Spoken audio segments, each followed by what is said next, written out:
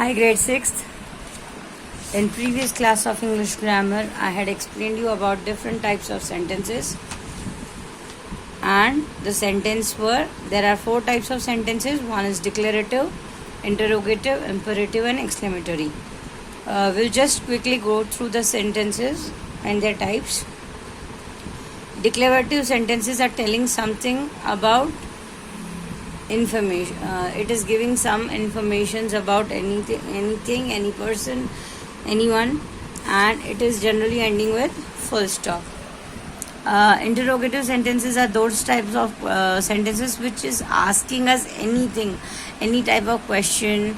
It is related to us, whether it is related to us or anyone else. Interrogative sentences are the types of questions, and it is ending with the question mark. Imperative sentence, there are it consists of basically 3 types, including command, request and advice. Though it can be command, though it can be advice, though it can be request, this all comes under the category as imperative sentence. It basically ends with either full stop or exclamation mark. And last but not the least is exclamatory sentence.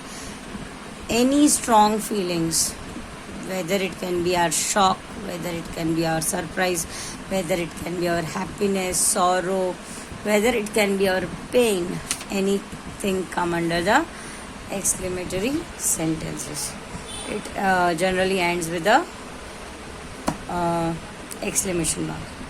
So this was the shortest revision of the types of sentences, and in last class we have completed exercise 3. Today I am going to start with exercise 4. Write interrogative sentences which would answer by the given statements. What we have to do in this sentence is, we have to form this sentence. Out of this sentence we have to form a question. We have to make this sentence as the answer of a question can be asked. Means जब इस sentence को हम interrogative statement में convert करेंगे तो ये उसका answer आना चाहिए.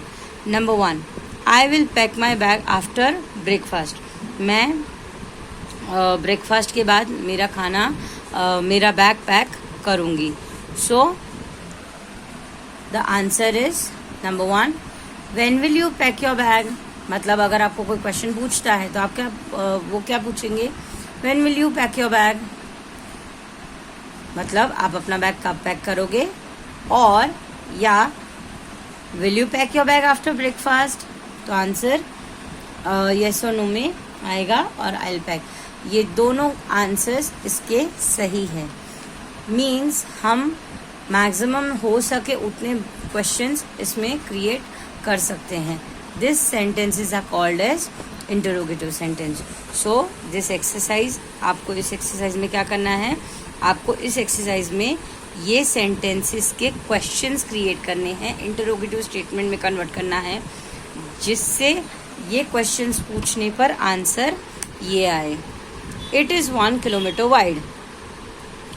ये 1 किलोमीटर वाइड है, चौड़ा है. So my question should be how wide it is, how wide is it. ये कितना वाइड है. So my answer is it is 1 kilometre wide. Number 3, Prometheus brought fire to the earth from the heaven. Prometheus जो है वो fire लेके आया. Brought is the past tense for bring. So Prometheus fire लेके आया. कहाँ पे लेके आया, अर्थ पे. और कहाँ से लेके आया, हेवन में. जैसे मैंने हिंदी में क्वेश्चंस बताए, प्रोमेथेस क्या लेके आया, सो फायर एक आंसर हुआ. दूसरा कहाँ से लेके आया, हेवन से. और तीसरा कहाँ लेके आया, सो अर्थ पे. So here I can make 3 questions out of it. Number 1, who brought the, एक कौन लेके आया भी हो सकता है, प्रोमेथेस. Number 1, who brought fire to the earth from heaven? अर्थ पे हेवन से फायर कौन लेके आया? सो the answer is Prometheus brought fire. यहाँ आंसर होगा Prometheus. What did Prometheus bring to the earth from the heaven? Prometheus अर्थ पे क्या लेके आया? So the answer is fire. यहाँ पे bring did आ जाएगा क्योंकि यहाँ आंसर में brought दिया हुआ है. brought is the did plus bring. तो जब हम क्वेश्चन फॉर्म करेंगे तब did वर्ब में आ जाएगा और bring जो brought है वो पास्ट प्रेजेंट टेंस में आ जाएगा. So the question is what did Prometheus bring to the earth from the heaven? तो आंसर आएगा फायर. और the question third is from where did Prometheus bring the fire to the earth? Prometheus fire कहाँ से लेके आया? तो the answer is from heaven. और एक क्वेश्चन हो सकता है where Prometheus brought the fire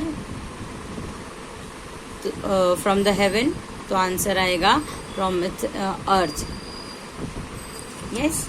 so this many sentences you can form out of this type of sentences. Number 4, I cannot close this window because its frame has bent. Its frame has bent. So the answer is why can't you close the window? आप window क्यों close नहीं कर पा रहे हो? तो answer है I cannot close this window because its frame has bent. उसका फ्रेम मुड़ गया है. Number 4, Anshuman Ram is a golfer. Anshuman Ram is a golfer. तो यहाँ क्वेश्चन हो सकता है Who is Anshuman Ram? Anshuman Ram कौन है? तो उसका आंसर आएगा Anshuman Ram is a golfer. Number 6, this mobile phone is my mother's. This mobile phone is my mother's. ये मोबाइल फोन मेरी मम्मी का है. So the question should be whose mobile phone is this? ये किसका mobile phone है? सो इसका answer आएगा this mobile phone is my mother's. Number 7, there are 13 birds in the picture. There are 13 birds in the picture. ये picture में 13 birds हैं. So what should be the question?